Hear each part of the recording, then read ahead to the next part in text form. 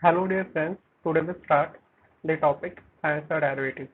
When we talk about the financial derivative, then financial derivative is an instrument which drives their value from underlying assets. When we talk about the underlying assets can be commodity, it can be stock, it can be currency, it can be index.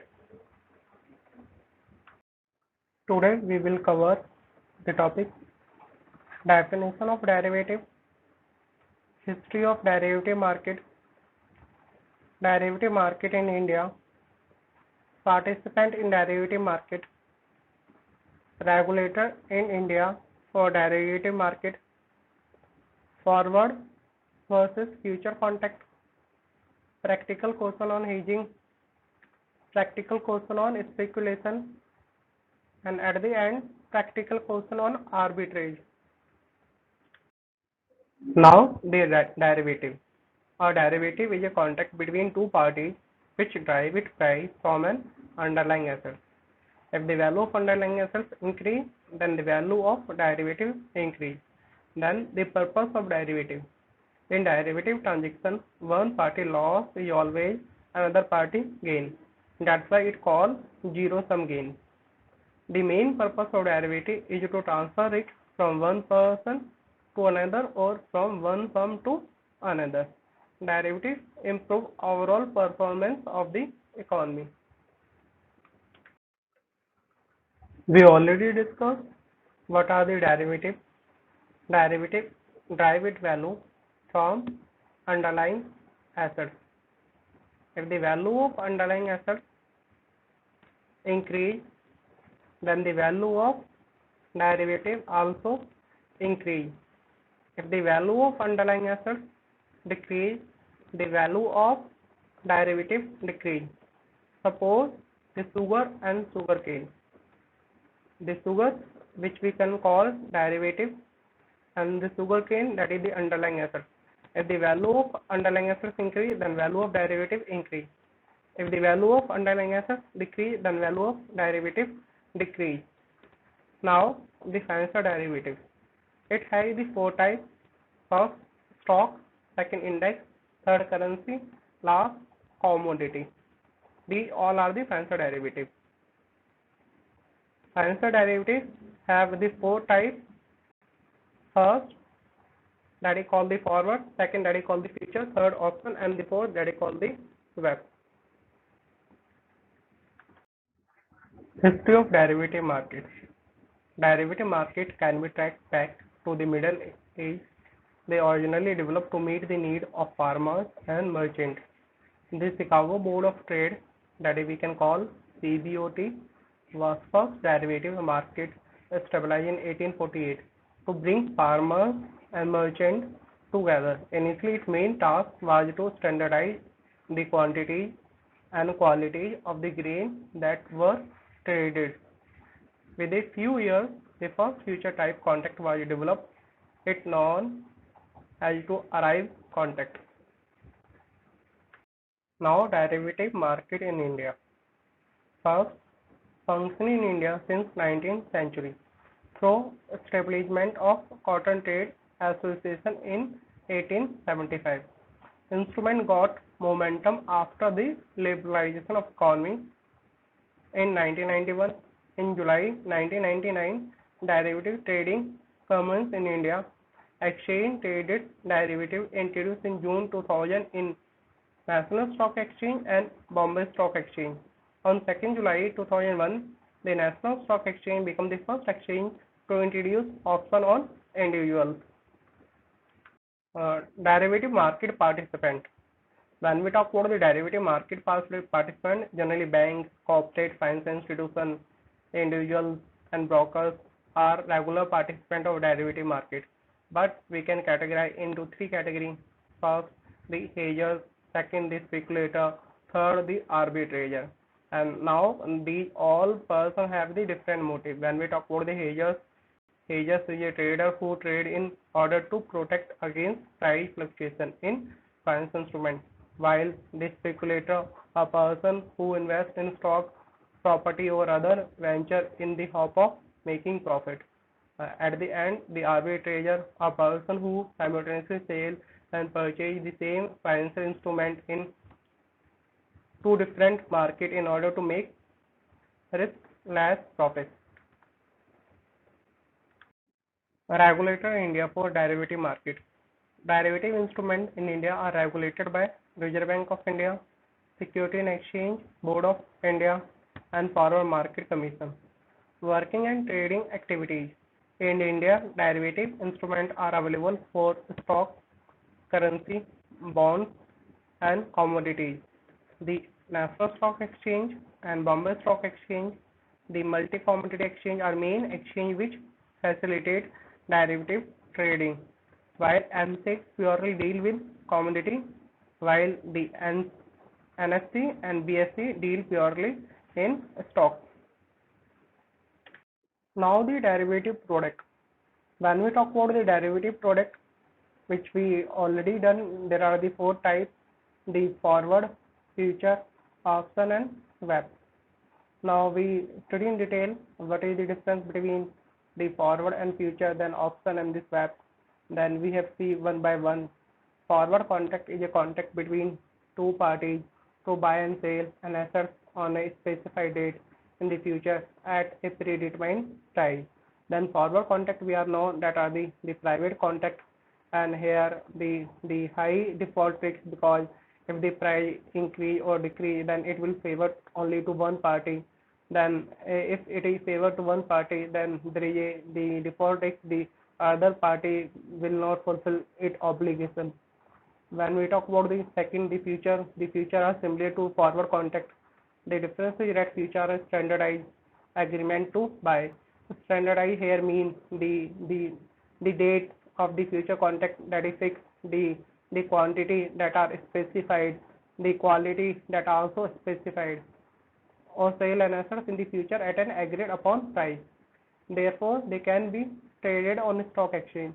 When we talk about the future, that mostly traded on the stock exchange, that the NSE, BSE, MCX, the multi-commodity exchange. In multi-commodity exchange, they traded only on the commodity, purely deal in commodity. When we talk about the National Stock Exchange and Bombay Stock Exchange, then they deal in the stock. The like example, the shares of Reliance Industries Limited, the shares of Infosys, the shares of MRF, etc. And future can be used for hedging or speculation. Speculation meaning buying and selling an asset with the hope of making a profit. When we talk about the hedging and speculation, it is not possible in the forward contract. It is only possible in the future contract, because that traded on exchange. If they are not traded on exchange, then the hedging and speculation is not possible. Then option, we are aware there are the two type of option. Then that is the call option and the put option. A call option gives the holder the right to purchase an asset at an agreed upon price on or before a specified date, while the put contract gives the holder the right to sell an asset at a agreed upon price on or before a specified date. This agreed upon price, that is, we can call it exercise price or we can call it strike price. It has to be noted that the holder has the option and can choose to buy or sell the asset. The purchase price of the option is called the premium. If there is the call option, that we can call it call premium. In case of the put option, then we can call it the put premium. It depends the compensation the purchaser of the call option must pay for the right, but not the obligation to exercise the option. That is the main point. When we talk about the option contract, then the one party has the obligated position, the other party have not obligated, the other party have the privileged position, have the privileged position. A swap is a contract in which two parties exchange their future cash flow for a period of time, and this is the common type of swap is an interest rate swap. In this, parties agree to exchange interest rate payment. Forward versus future contract. Then meaning forward contract is an agreement between party to buy and sell underlying assets at a specified date and agreed rate in future, while the future contract, a contract in which the party agree to exchange the assets for cash at a fixed price and at a future specified date is known as future contract. Forward contracts are tailor-made contracts, while the future contracts are standardized contracts. Forward contracts that are the OTC, over the counter, and there is no secondary market, while the future contracts are organized and they have the secondary market because they traded on exchange like the NSE and BSE. Settlement: forward contract is generally settle on the maturity date, while the future contract that settle on daily basis. When we talk about the risks, the forward contract have high risks as compared to future contract, while the future contract have the low risk. Default: as we know, the forward contract are private agreements, the chance of default are highly, and while the future contract and they are not private contract, that are the standardized contract, and there is no such probability. The size of contract: in forward contract, the size depend on the contract term, while in future contract the size of contract are fixed, and that is fixed by the exchange. In forward contract there is no collateral required, while the future contract the both the party have to pay the initial margin to the exchange. Maturity: in the forward contract as per the term of the contract, and the future contract it is predetermined date, and that is also fixed by the exchange. Liquidity: because we know the forward contract don't have the secondary market, that's why it low liquidity, while the future contract have the secondary market, that's why it has high liquidity. Regulation: the forward contract are not regulated, that's why it called the self-regulated, while the future contract that are regulated and that regulated by the SEBI. Now at the end, the practical question on hedging. Consider a mutual fund having a portfolio of rupees 100 crore. Today is 2nd Feb, an expectation of a general budget this 28th Feb is not very realistic as per the expectation of the portfolio manager. The current value of BSE Sensex is rupees 5,000, and there are the two type of future available, that is the Feb future and the March future, and that maturing on the 25th respectively, and having the 50 Sensex, then 50 here mean the lot size, and that are selling at the 5,250 and 5,500. How fund can be hedged against the uncertainty of budget? Analyze position of portfolio with 10% fall in Sensex. Then here the solution: what the fund manager have to do, what is the realistic which the portfolio manager have to do. Then here we can check. Here fund can be hedged by taking a short position, hedge fund in long position. So to offset the long position, it takes short position.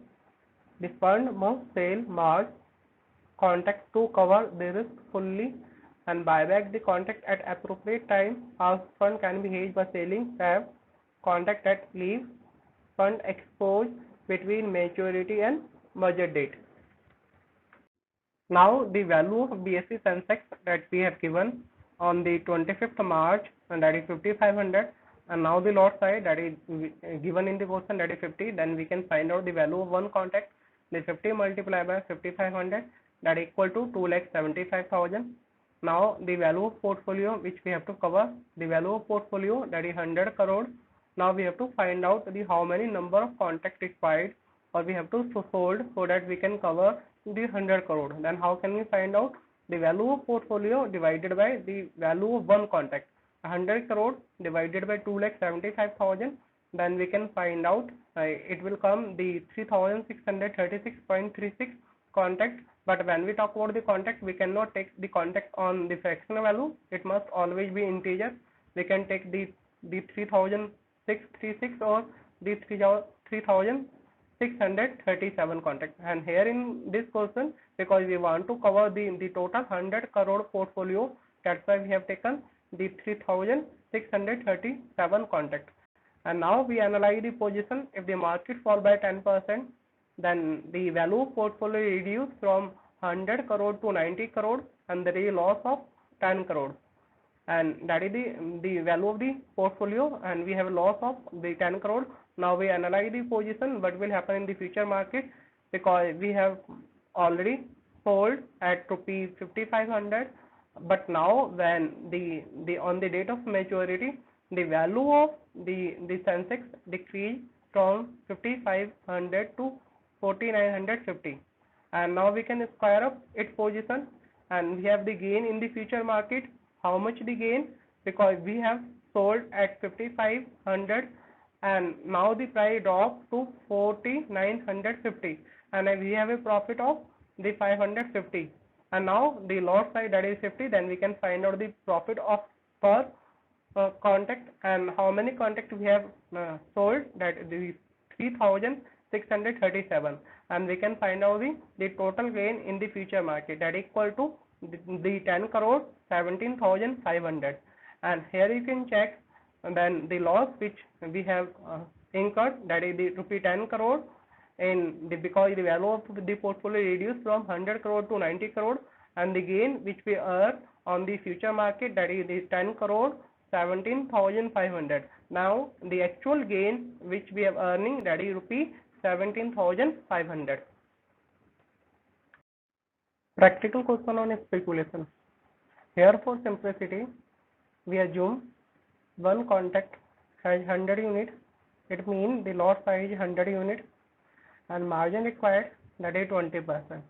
That is the initial margin. There are the two types of margin, initial margin and the margin call. And here we have taken the initial margin, that is 20% for the value of contract. Brokerage and transaction cost are not taken into consideration. We have taken that equal to 0. Now we go to the example. Here we have given, suppose an investor is bullish on Reliance Industries Limited and goes long on 1st September 2020.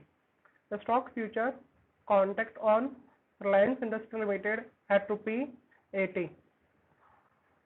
At 10th September, the same stock become on 2020 RIL is trading at 96. The 1st September, the price is rupee 80. On the 10th September, the price is 96. Now here we can see how the speculator making the money, because they aim making the money in a short run.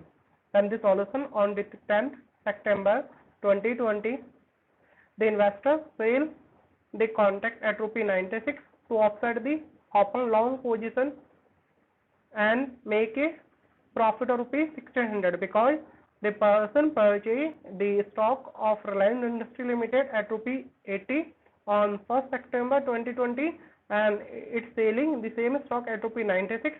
In this way, they are earning the profit of rupee 16 per stock. And how many stocks? There is 100.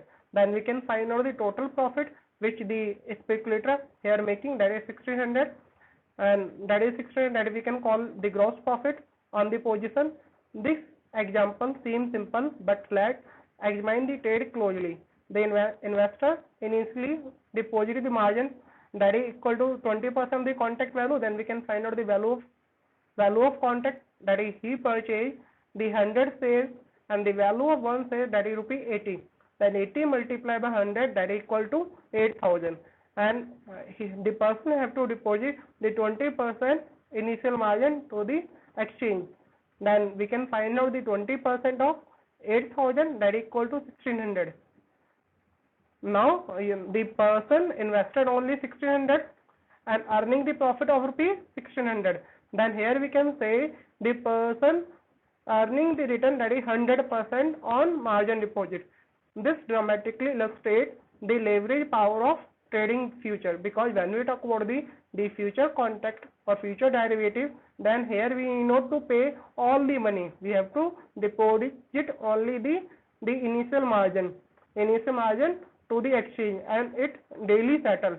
And according to that, if the margin money decrease, then we receive the margin call, and we have to bring the cash immediately to fulfill the initial margin. Of course, as the market move in opposite direction, the investor easily could be expense loss in excess of margin account. Practical question on arbitrage. Here we have given the price of the Infosys share at National Stock Exchange is ₹85. That is the spot price ₹85. While a 3-month future contract on Infosys is being traded at ₹89. The 3-month future on Infosys that are trading at ₹89. If one can borrow at 12% rate of interest per annum and Infosys is not paying any dividend in next 3 months, is there an arbitrage opportunity available in the price ruling in the spot market and the future market? If so, how can profit be made?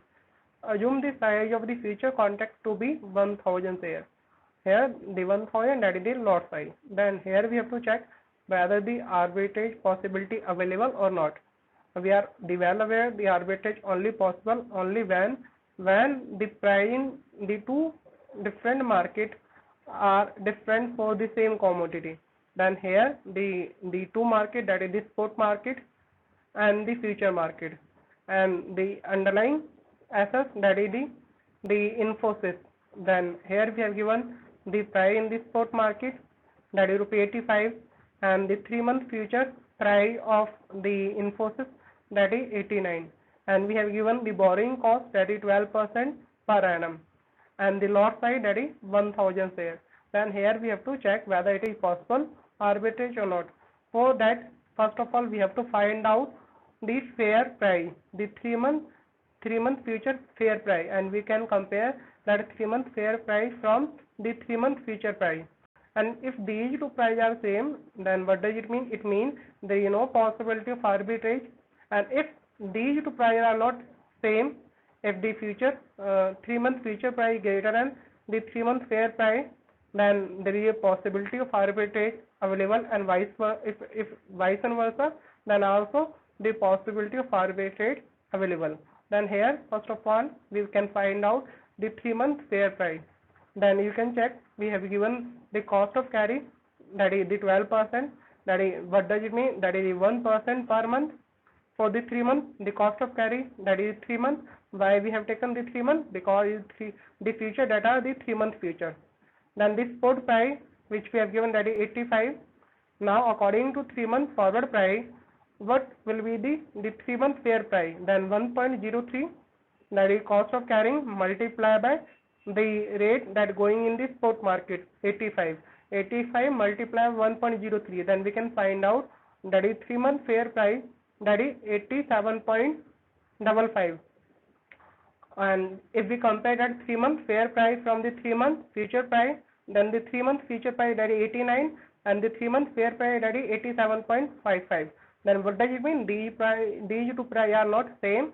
The 3-month future price is greater than the 3-month fair price. Then there is a possibility of arbitrage. And now how the arbitrage enter in the two different market and making the profit, and that the profit that making by the arbitrage, that is called the risk-less profit. Then here we have taken the example, and if the 3-month future price is greater than the 3-month fair price, then they adopt this strategy that is called the cash and carry arbitrage, and that can be executed as follow. The investor can take the following action simultaneously. Today at T0, and the person borrow 85,000 from market at 12% per annum for 3 months, and take the long position on 1000 shares of Infosys at ₹85 from the borrowed money which they borrowed from the market on spot market. Okay, and then take the short position, take the reverse position in the future market. The short position means the seller, long position means the buyer. Take short position on 1000 shares of Infosys at ₹89 in the future market, because we have given the 3-month future price of the Infosys, that is 89. On now maturity, the maturity that will happen after the 3 months, it release ₹89 multiplied 1000, because he sold the 1000 shares in the future market. Then on maturity, the person released 89,000 in future market, and after the 3 months, now the person have to pay back the money which they borrow, and they have to pay back the money with interest. Then how much money they have to pay back, that is 87,550, in which the 85,000 are principal amount and the 2,550, that is the interest amount. And in this way they have the money remaining, that is the 1450, that is the profit which the person making, and that is the arbitrage process.